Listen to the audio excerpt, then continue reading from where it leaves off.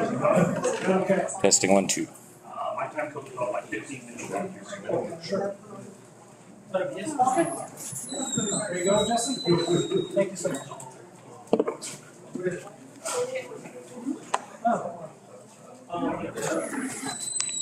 So 15 happen. 15. So right now. So right now, my time code is It is 12:40. well, okay. So it's 1:06:15.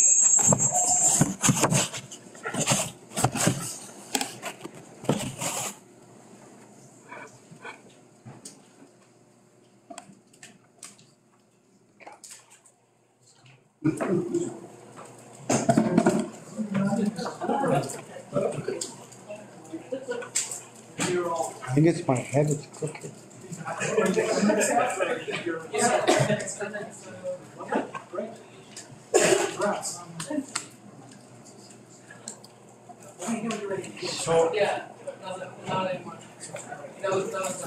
So before we start, whatever media is here, we want the cameras off before we start. We let you know when we start.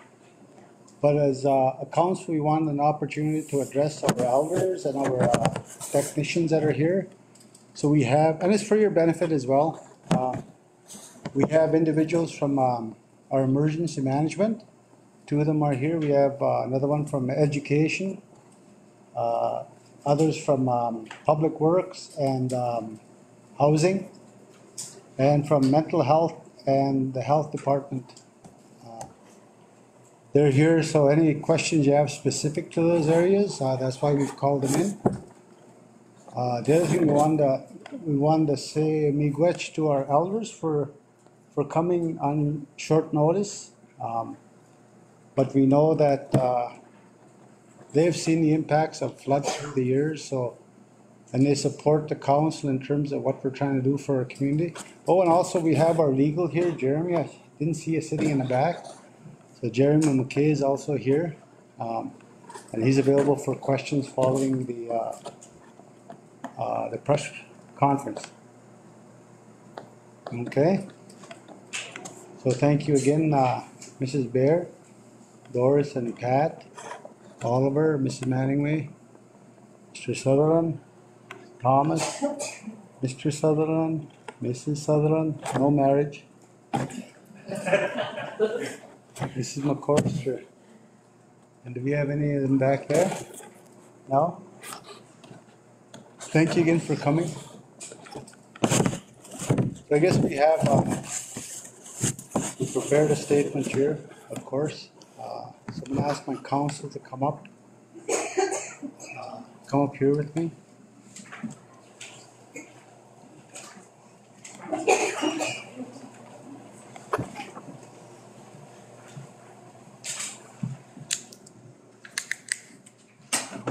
There's one water. You want water?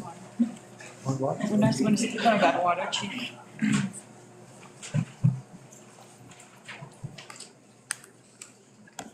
There's one water. So what is this? Doug, is this yours? Yeah. That's the microphone. That's the microphone. He's going live. It's a microphone. Oh, I guess so. So whenever you're ready.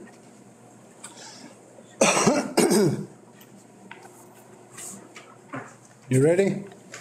Yeah. Okay. Well, good afternoon. Thank you for coming. Want to welcome our elders and our technicians.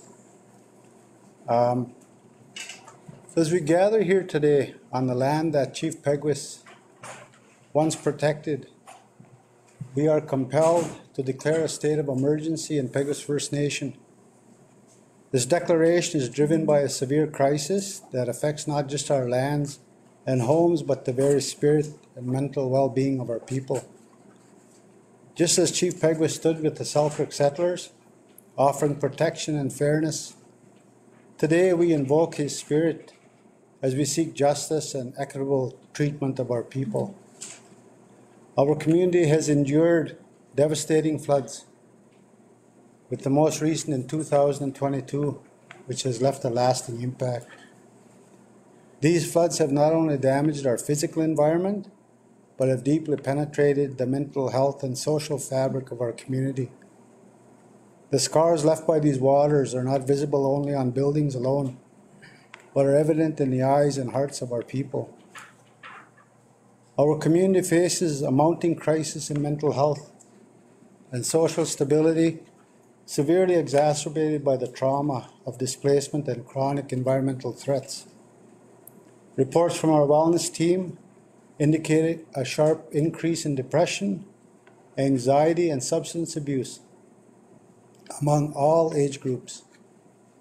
Children, our most vulnerable, are showing alarming rates of emotional distress, leading to self-harm and severe psychological issues. Our reports detail over 38 cases of mental health crisis in children just last year alone. A stark indicator of the scale of trauma experienced by our youngest members. The ongoing displacement continues to contribute to a sense of instability and helplessness, aggravating mental health conditions and leading to increased incidence of domestic violence and substance abuse. At last report, we have 180 condemned homes, but many families have been forced to move into them because in Peguis, there are no other places to live. The need for mental health support has overwhelmed our existing resources. The Peguis Wellness Team has had to shift focus dramatically, prioritizing crisis intervention over long-term therapeutic support. The team's efforts, while commendable, are like placing a Band-Aid on a deep wound. They provide temporary relief but do not address the underlying trauma. Despite our efforts to collaborate with federal and provincial governments, the response has been woefully inadequate. The protective measures afforded to other communities along the Red and Assiniboine rivers have not been extended to Peguis, despite our similar risk profile. Our lawsuit demanding $1 billion for damages is a testament to our determination to fight for our rights and to secure our necessary resources for our community. It highlights our resolve to ensure that the days of neglect and oversight at the expense of Peguis are over. This state of emergency is declared to urgently address these critical mental health needs, along with ensuring housing safety and bolstering community resilience. We are mobilizing every resource available to confront these challenges head-on. We urgently call upon the federal and provincial governments to engage with us, to listen to our needs and to implement lasting solutions that will prevent future crises and support our community's recovery. As Chief of Peguis First Nation, it is my sacred duty to uphold the legacy of Chief Peguis, ensuring the safety, well-being, and dignity of our people. We are committed to a path of recovery and resilience, ensuring that our community not only survives, but thrives. Thank you for your attention. And we will maintain transparency and continue to keep our community and the public informed as we tirelessly work towards resolving these urgent issues. Thank you.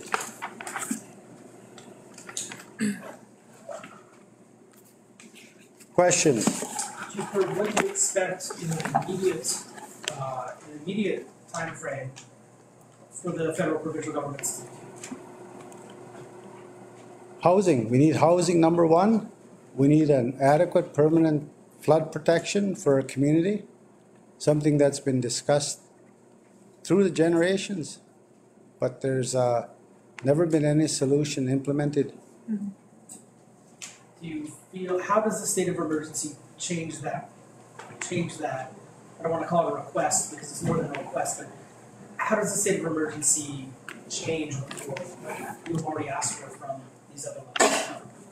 Well, I think it gives us the legal authority, I guess, under the Emergency Management Act, Emergency Measures Act, rather, and it's also tied to our inherent right for self-government.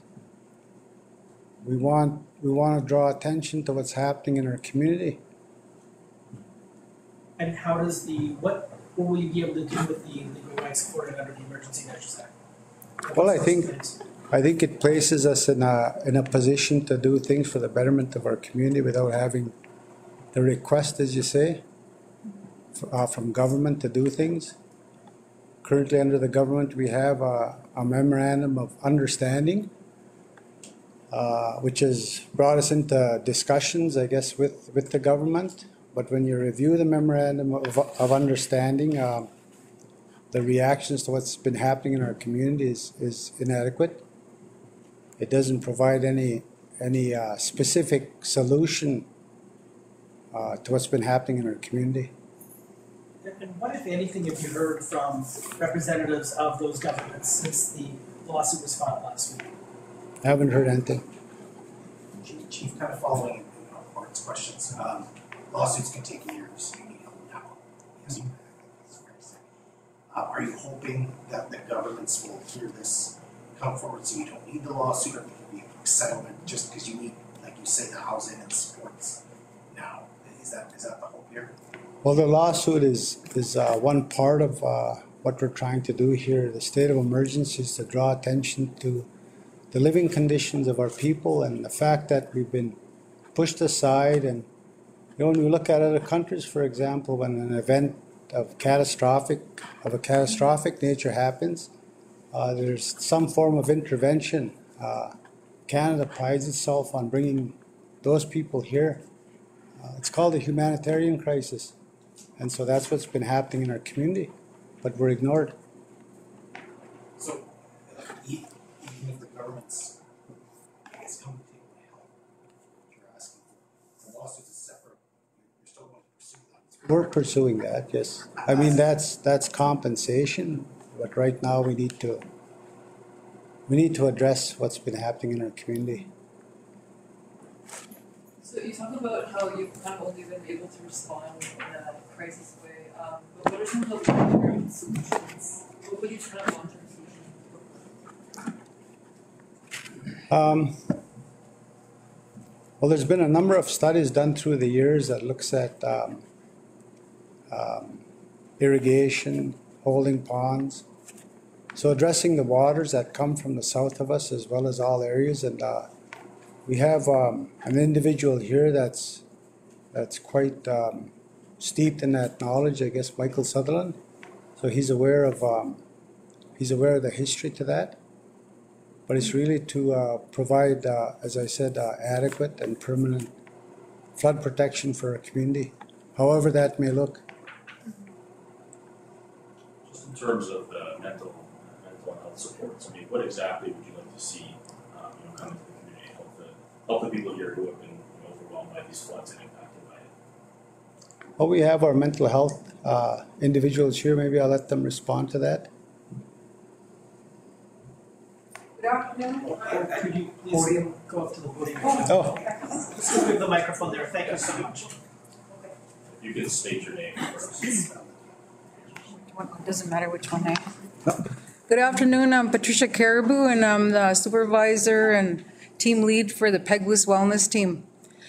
Peguis has created a powerful team that is slowly being dismantled as we speak by the federal government. There's systemic colonial rules are still harming the family, negatively affecting the administration of health programs, and attack on the community as a whole. What would be the answer? That's what you're asking. The answer is to allow Peguis to do what they see fit. How to help the families, how to help the individuals, how to help everybody. Peguis has their own answer for all mental health, physical health, the whole holistic healing of the community.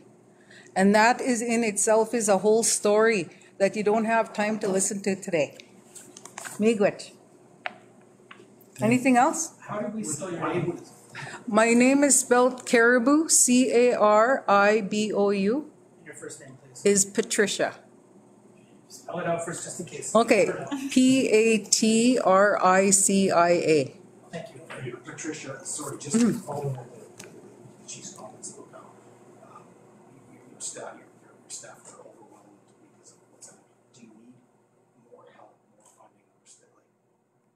know there's also. all of that, but the most important thing is that more control. So that the people of Peguis, when they say, I want this done for my children, or for the teenagers, or for the couples, or the families, or the groups, that they'll have a say in everything. And that whatever money comes in, that they'll be able to say, this is what we want done. And that nobody's going to come into Peguis and say, this is what's wrong with you and this is what we're going to help you with. No, they have to have their own say, their own self-government within the mental health and all holistic health, pardon me. Yes.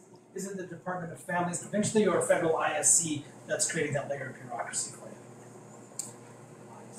Yeah, it's definitely Indigenous Services Canada, who has created a block and is bringing down whatever that Peguis has created, that they're slowly dismantling it. Forgive me, what do you mean by dismantling? Dismantling mean that there's... What structure, forgive me, I'm sorry to interrupt you, I apologize. For what structure are they dismantling? So whatever kind of work that's being done in the community, then they don't recognize that. They only want to recognize certain kinds of counseling and certain kinds of individuals that do the work.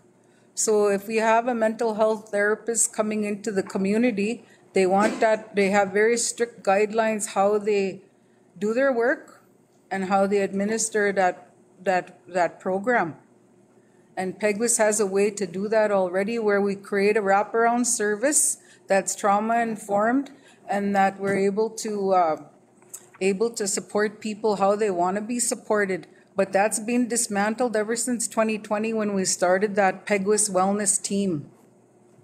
So they slowly don't honor, for example, what's very strong in this community is the spiritual and religious aspects of life, and those are not being honored, for example. And so there's not a holistic treatment model, under ISK. They have their ways of dismantling what is built. Does that answer your question? Yes, thank you. Thank you. Thank you. Thank you.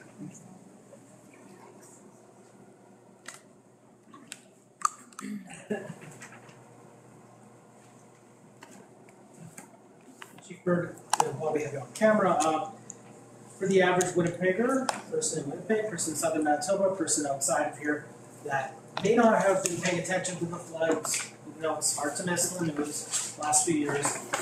Could you just briefly explain why this is a particular irony of this community being flooded up repeatedly, given your history of the past 150 years?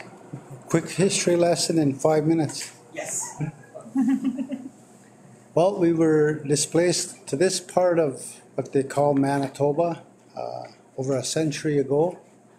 And this area lies in a basin.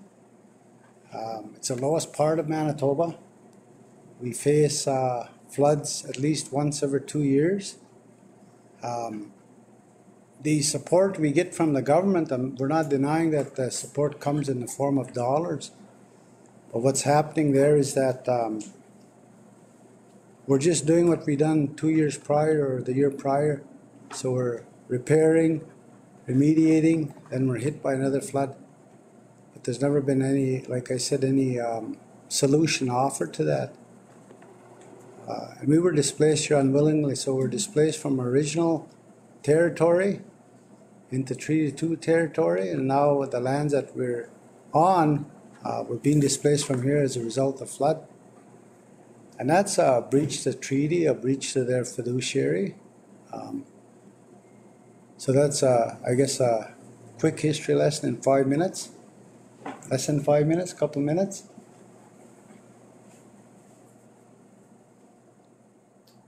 What departments were you sort of in conversations with when you were doing this provincial and federal work? We've been working with one individual that's been assigned to Peguis. We're told that we're the only nation that has an individual assigned to our community. But we've also been working with the province, hydrologists, our special projects team has also been involved. And those discussions, I believe there's 2 meetings might have happened. So with that particular working group, I want to stress that the focus of that working group is on recovery. So the government, everything they provide in the form of funding dollars, it's always on response and recovery. There's never anything on prevention. And with that MOU, it's focused on housing and infrastructure, so not on the mental health and well-being of our people. And if you look closely at that MOU, it focuses on a mutually acceptable arrangement. And I think we have one in the form of the contribution agreements. And there's it talks about acknowledging the limitations of each party. So what is the limitations of ISK? What is the limitation of government when it comes to their treaty obligations? So that particular MOU, I believe, is fraught with deficiencies. But again, that was the best tool we had at the time to try and move our community forward. But when you're in the community and you speak to our people, I think a few of you here have had that opportunity. Our people are suffering. Our children, our families are suffering. They're in distress. Some families are disintegrating as a result of displacement. And we see it here almost on a daily basis. They come to our door. So we're limited as a council what we can do. So the governments have to step up.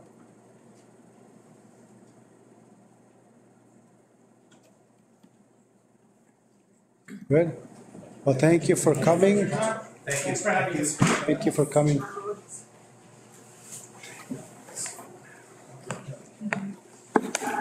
Do they want to interview you outside, Donna? Yeah, right. Oh, thank you. Bye.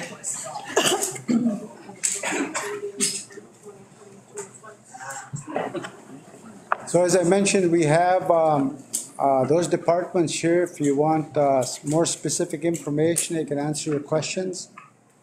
We've asked that they avail themselves here for this gathering.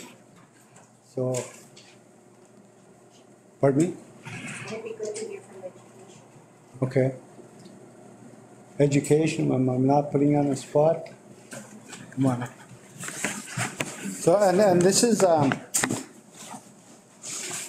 come on. This is a crucial area that we're affected in as a nation. So we have our superintendent here, Cindy Spence. Hi, everyone. Good afternoon. I'm Cindy Spence. I'm the Superintendent of Education for Peguis First Nation. I guess just in regards to educational outcome and learnings and learning outcomes for our students, just in general, Peguis was once named one of the top exemplary schools First Nation systems in Canada. I think now, though, the students of Peguis are currently crippled by overland flooding. We can see what's occurring with the amount of roads that are now impassable. Buses are no longer able to pick up students. Right now, school has been closed for 2 days due to culverts caving in, buses being stuck in driveways and back roads throughout the community. We have a very large community. It's actually one of the largest land-based communities in Manitoba. So for now, we haven't done an assessment yet of how many school days have been lost over the years. it would be really interesting for us to calculate the accumulated number of closures that students have had to face. And of course, this has impacts on the school. Our staff are demoralized. They can't make it to work. Our teachers are flooding. Their homes are flooding. Their basements are flooding. Our custodians, bus drivers, teacher assistants are all at home fighting flood waters, bringing their belongings from their basements, suffering repeated losses of furniture, losses of appliances, losses of infrastructure outside their homes. All of this creates to continued poverty for the First Nation. So as our community tries to rebuild itself yearly and get what meager belongings they can get, especially people who are on social assistance, then along comes another flood. I think that when we're taking a look at what's occurring in education, such as the repeated closures, I just don't know how many days of closures has Peguis endured over the last 10 years, let's say. It's not months, I would say it's years.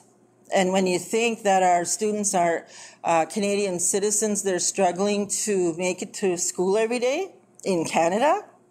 So for me, when I was listening to the chief discuss the issues, I was thinking to myself that the school closures, the breaking buses, the damages that occur to the buses, the many expenses that Peguis has to pay due to this repeated flooding issue, these are just symptoms.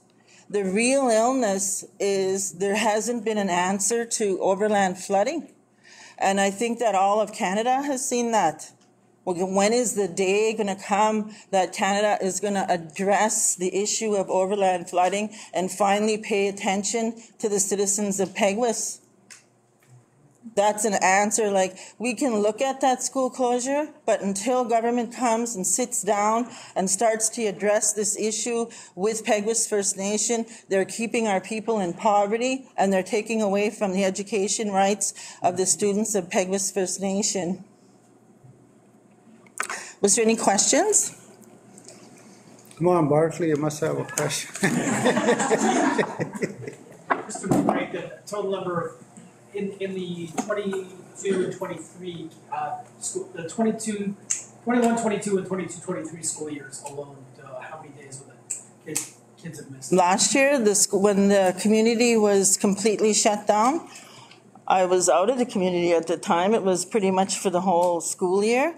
And actually, I can get you the total number of days. And I was actually, I think it's important for us to have those days of accumulated educational losses. I was just sitting here thinking that I think it's important for Peguis to sit down and work on those numbers because these are Canadian students we're talking about. If this happened anywhere else in Canada, parents and the government officials, would they have addressed this issue a lot sooner? And is it because they're First Nation students, that they're being allowed to stay home and miss out on education? So.